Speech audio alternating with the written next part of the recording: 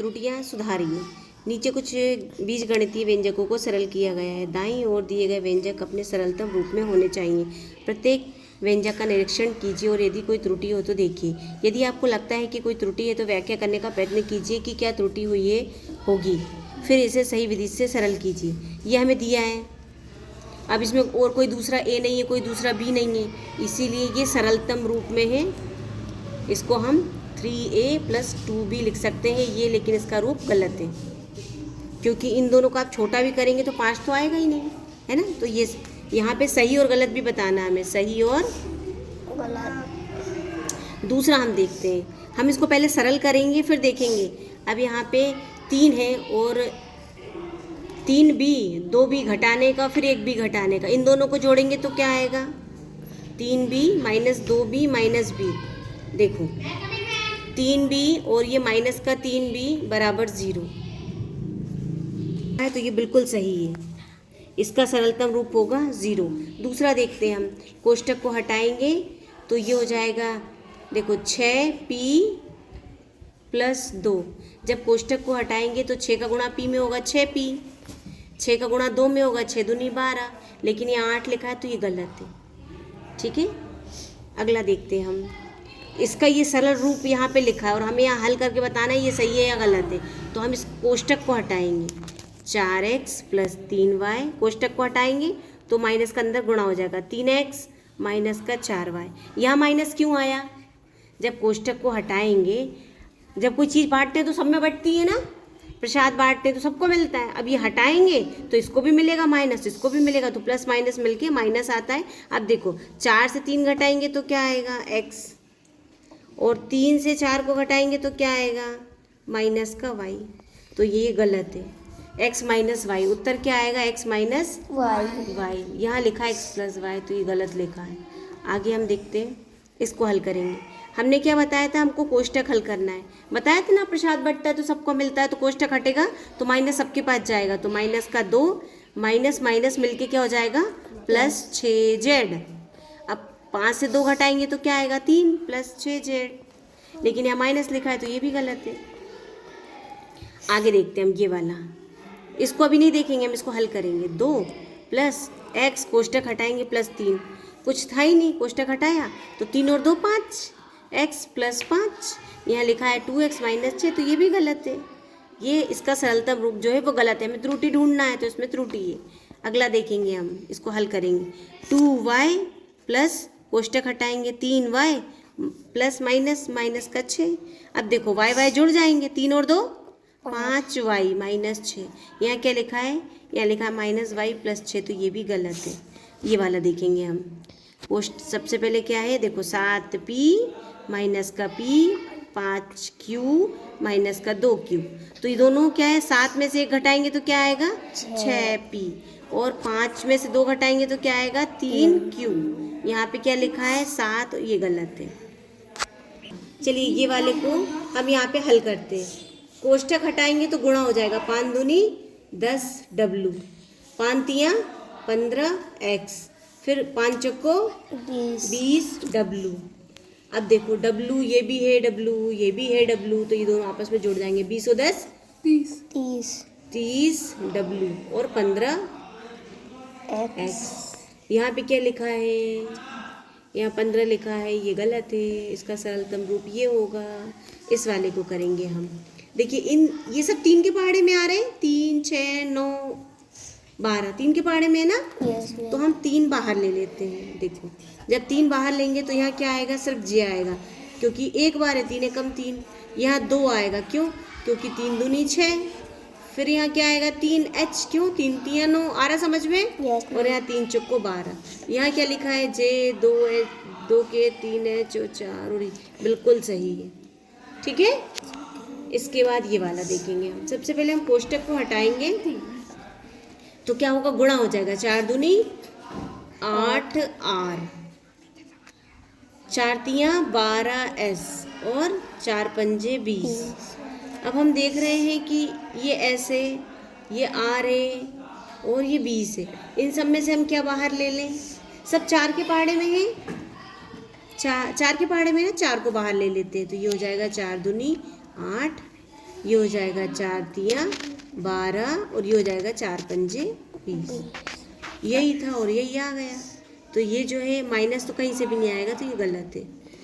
देखिए जो हमने सरल किया है इसमें क्या किया, सजातीय पदों को जोड़ दिया है, चाहे वो संख्या हो चाहे वो अंक वाले हों। केवल संख्या वाले पदों का योग कर दिया गया है। क्या इन व्यंजकों के पदों की संख्या एवं अक्षर संख्याओं की संख्या में कोई संबंध है? आगे हम देखेंगे। प्रतिरूप पैटर्न चुनिए तथा संबंध बनाइए।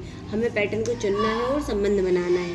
प्रथम भाग में हमने इसकी एक झलक देखी। बीजगणितीय व्यंजकों और सामान्य प्रतिरूप एवं संबंधों को संक्षिप्त व सुरुचिपूर्ण ढंग से व्याख्या करने में कैसे उपयोग किया जाए। अब हम विभिन्न स्थितियों में मात्राओं के बीच सामान्य संबंधों को खोजना, पैटर्नों को ढूंढना एवं यहाँ तक कि यह व्याख्या करना कि ये पैटर्न क्यों बनते हैं जारी रखते हैं। 2 बातें याद रखें। पहला, इनका सामान्य भाषा में वर्णन करने का महत्व। दूसरा, इनको व्यंजकों के रूप में लिखने का प्रयत्न करने से पहले गणितीय संबंधों को दृष्टिगत करना। याद रखिए, सूत्र खोजो। हमें सूत्र खोजना है। जैसे कि हमें दिया है तो ये कैसे आया, हमको दिमाग लगाना है। 5 है, 2 है, यहाँ 8 आ गया, कैसे आया होगा? तो हमने सोचा इसको a मान लेते हैं, इसको b मान लेते, तो 5 में 2 का गुणा कर दिया और इसको घटा दिया तो 8 आ गया। 10 में से 2 घटाया 8। ये देखो यहाँ लिखा है, ठीक है। तो हमने सूत्र बना लिया। इस सूत्र क्या है, 2a माइनस बी। 2a मतलब ये a है और ये b है, इसका 2 में गुणा करेंगे, 8 दूनी 16, 1 घटाएंगे तो ये 15 आ गया। 9 दूनी 18, 11 घटाएंगे तो 7 आ जाएगा। 10 दूनी 20, 20 में से 10 घटाएंगे 10 आ जाएगा। 6 दूनी 12, 12 में से 4 घटाएंगे तो 8 आ जाएगा। क्योंकि हमें ये सूत्र दिया है, हमें सूत्र, ये पैटर्न खुद बनाना, अपने दिमाग से खुद सोचना ये कैसे आया। समझ रहे हो? सिर्फ देख के नहीं करना, दिमाग चलाना है अपना, अपने दिमाग के घोड़े दौड़ाना है, कैसे होगा कैसे होगा। चलो अब इसमें भी हमें पैटर्न खोजना है, दिमाग लगाना है कैसे आया। यहाँ 5 था, यहाँ 2 था, ये 5 कैसे आया? तो बहुत दिमाग लगाया। 5 और 2 7, 7 से फिर 2 घटा दिया तो 5 आ गया। सोच रहे हैं हम। फिर 8 और 1 9, 9 में से फिर 2 घटा दिया तो 7 आया। हाँ 2 में काम कर गया। तो यही हम आगे बढ़ाएंगे कि ऐसा हो रहा है क्या, इन दोनों को जोड़ेंगे और 2 घटा देंगे। 9 और 11 कितने होंगे? 20। 20 में से 2 घटाएंगे 18। 10 और 10 20, 20 से 2 घटाएंगे 18। ए और बी को जोड़ देंगे और 2 घटा देंगे तो ए और बी को जोड़ देंगे और -2 कर देंगे। तो ये हमारा सूत्र निकल कर आ गया। हमें सूत्र ही बनाना है, ठीक है। अब ये वाला आप करिए, इसका आपको ढूंढना है और करना है। अब आप स्वयं का एक सूत्र बनाइए। आप अपने मन से भी बना सकते हो कुछ भी, और उदाहरण के रूप में संख्याएं लिख सकते हो और अपने दोस्तों को ऐसी चुनौती दे सकते हो करने की। जैसे कि उदाहरण 12 है। सोमजीत ने एक साड़ी के किनारे पर एक दोहराव वाले पैटर्न को देखा। हमने 9th क्लास में पैटर्न पढ़ा था। ये देखो, ये चित्र है, इसके बाद दूसरा चित्र है, इसके बाद फिर एक अलग चित्र है, इसके बाद फिर से पहला वाला चित्र है। मतलब पहला वाला चित्र कौन से नंबर पे आ रहा है? चौथे नंबर पे। और दूसरा वाला चित्र 5वें पे। और तीसरा वाला चित्र मतलब ये 3 के गुणज पे आ रहा है, 3 और फिर 6, और इससे एक कम पे ये और इससे एक कम पे ये। इसे पैटर्न कहते हैं। जब एक ही चीज़ को बार बार दोहराया जाए एक निश्चित क्रम में, ये जहाँ आया उसके बाद फिर ये आया और फिर ये आया, तो इसको कहते हैं पैटर्न। आगे देखेंगे थी ना, उसमें ये पूछ रहे हैं कि जो उसकी स्थिति का वर्णन करना है। ए डिज़ाइन, बी डिज़ाइन और सी डिज़ाइन। अब ये पूछ रहे हैं सी कौन सी जगह पे आया था? तीसरे पे था, तो दूसरी बार कब आएगा? छठे पे आएगा। और सी एन मतलब इस पैटर्न को अगर हम आगे बढ़ाएं तो वो कहाँ आएगा? मतलब 3 के गुणज पे, है ना। पहला 3 दूसरा 6, तो तीसरे 3 के गुणज पे। और इससे एक कम पे बी होगा और उससे 2 कम पे ए होगा। तो बी कहाँ आएगा? 2 5 8 11 14। आ रहा समझ में? क्यों?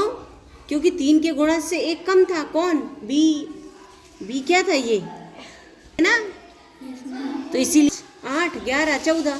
इसी प्रकार क्रमशः आगे तक हम देख सकते हैं कि डिज़ाइन बी nv बार विद्यमान होने का स्थान डिज़ाइन सी के nv बार विद्यमान होने के स्थान से एक कम है।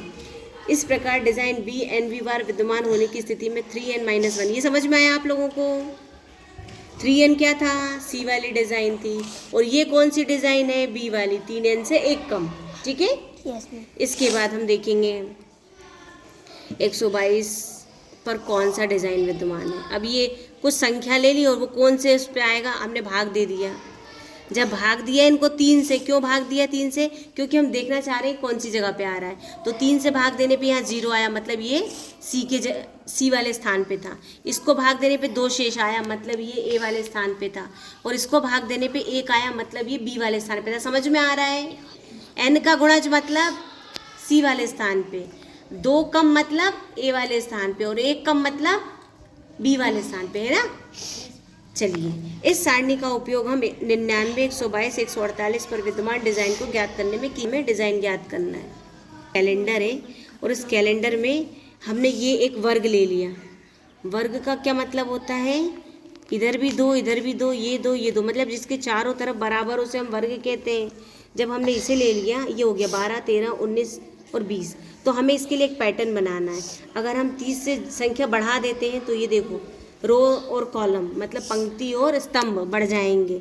अब हम इसमें ढूंढेंगे, ये जो हमने लिया है इसको हम ऐसा बनाते हैं, A question mark question mark question mark. अब हम इसे कैसे बनाएंगे आगे ना, 12 था, 13 था, 19 था और 20 था।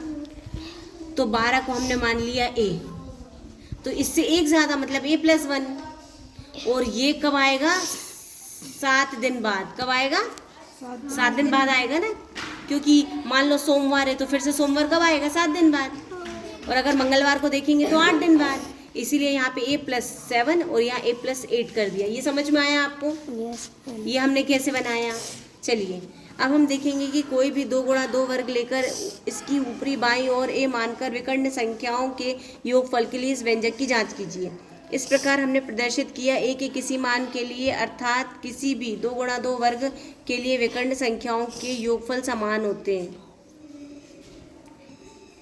अनंत पंक्तियों वाले कैलेंडर के नीचे दिए गए आकार में संख्याओं के एक समूह पर विचार कीजिए।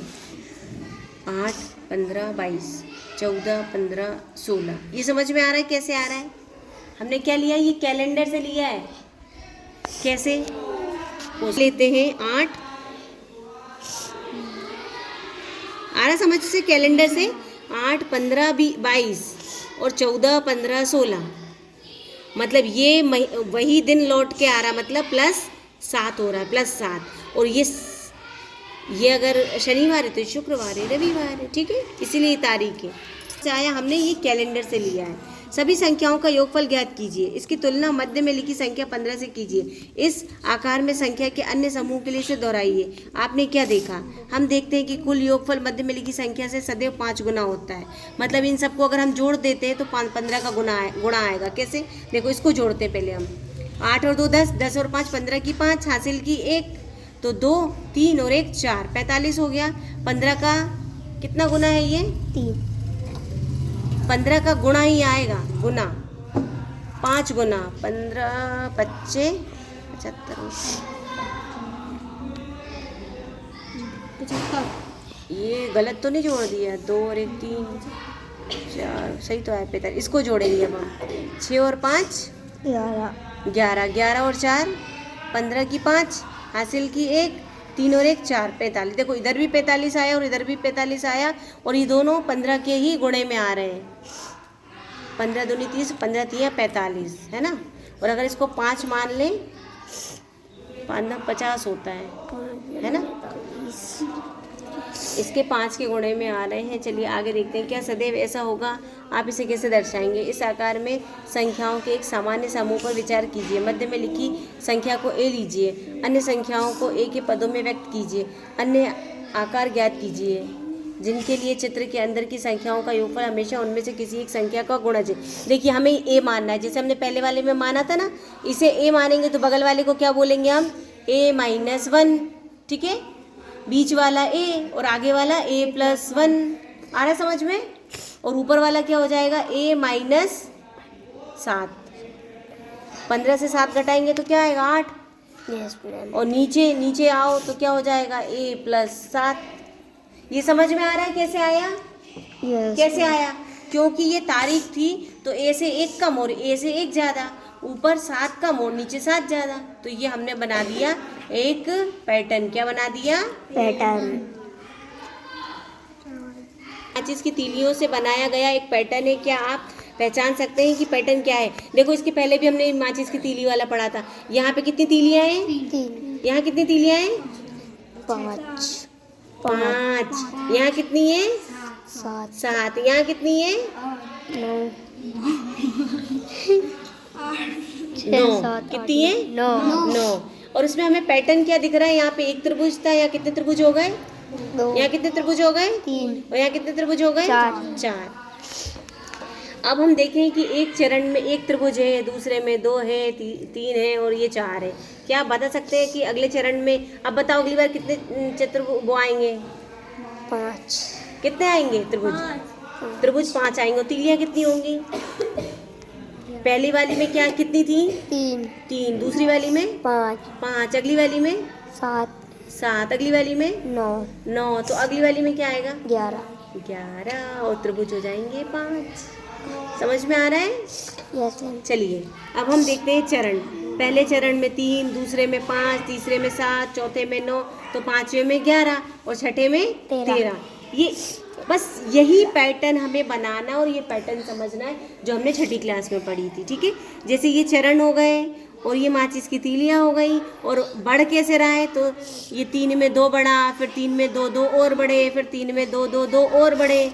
ये तीलियों को लिखा है जोड़ का निशान। समझ में आ रहा है? इस प्रकार से तीलियों की संख्या क्या हो रही है? कितनी बार जुड़ रहा है? 1 बार जुड़ा, या 2 बार 2, या 3 बार 2, यहाँ पे 4 बार 2, तो यहाँ पे 3 और 2 n बार जुड़ेगा। ठीक है। चरण में माचिस की तीलियों की संख्या ज्ञात करने के लिए नियम या सूत्र का वर्णन करने के लिए कौन सा व्यंजक हो सकता है? पैटर्न इस प्रकार है कि चरण संख्या 10 में 9 बार 2 एवं 3 जोड़कर, 3 और 2 को जोड़ दिया और 9 का गुणा कर दिया। 2 में 9 को जोड़ के और 3 को 2 में 9 को गुणा करके 3 को जोड़ दिया। 10 में 11 में 10 बार 2 एवं 3 जोड़कर माचिस की तीलियों की संख्या ज्ञात होती है। चरण संख्या y के लिए व्यंजक क्या है? अब y के लिए चरण संख्या 2y-1 और 3 का योग, मतलब इन दोनों का 2 में गुणा करके और 3 को जोड़ देंगे। देखो, इसके बाद यह व्यंजक चरण संख्या y में माचिस की तीलियों की संख्या बताता है। अब हम किसी भी चरण संख्या में माचिस की तीलियों की संख्या शीघ्र ज्ञात कर सकते हैं। आपने ध्यान दिया ही होगा कि पहले चरण में भी 2 सम्मिलित है। 3 बराबर 1 धन 2 का, इसका उपयोग करके हमें जो व्यंजक प्राप्त होता है वह है 2y+1। क्या उपरोक्त व्यंजक किसी भी चरण में माचिस की तीलियों की संख्या बताता है? क्या ये दोनों व्यंजक समान हैं? हम व्यंजक 3 धन 2 गुणा y-1 को सरल करके इसकी जांच करेंगे। अब देखो सरल कैसे करते हैं, मैंने बताया था कोष्टक हटाएंगे। जब कोष्टक हटाते तो क्या होता है? प्रसाद बटता है। ये इसके पास भी जाएगा, इसके पास भी जाएगा, तो 3 धन 2y और माइनस का 2, y में गुणा हुआ तो 2y और 1 में गुणा हुआ तो 2 आ गया। फिर क्या करेंगे? 3 और 2 को क्या करेंगे? ये माइनस का, ये प्लस का, प्लस माइनस क्या होता है? माइनस होता है। तो 3 से 2 को घटाएंगे, 1 आएगा। 2 ही व्यंजक समान है। अब देखिए यहाँ पे एक त्रिभुज, यहाँ 2 त्रिभुज और यहाँ कितने त्रिभुज हो गए? 3 त्रिभुज हो गए। चरण संख्या 3 एवं चरण संख्या 4 में ये संख्याएं क्या हैं? प्रत्येक के बढ़ने के साथ प्रत्येक अभिविन्यास में माचिस की तीलियों की संख्या कैसे बदलती है? प्रत्येक अभिविन्यास में चरण संख्या y पर माचिस की तीलियों की संख्या के लिए व्यंजक लिखिए। क्या दोनों व्यंजकों का योगफल 2y+1 आता है? देखो ऊपर वाले में यहाँ सिर्फ एक तीली थी, लेकिन यहाँ 2 तीली हो गई। यहाँ कितनी तीली है? 3। यहाँ कितनी है? 2 2 4 और 2 6। यहाँ देखो 2 2 4 और 5 6 7 8 9, कितनी हो गई? 9। अब ऊपर से नीचे अलग हो गया, अलग हो गया। यहाँ क्या हो रहा है? ये 3 का गुणा जो हो रहा है, 3 6 9, तो आगे कितना आएगा? 12। ये हमें बताना था।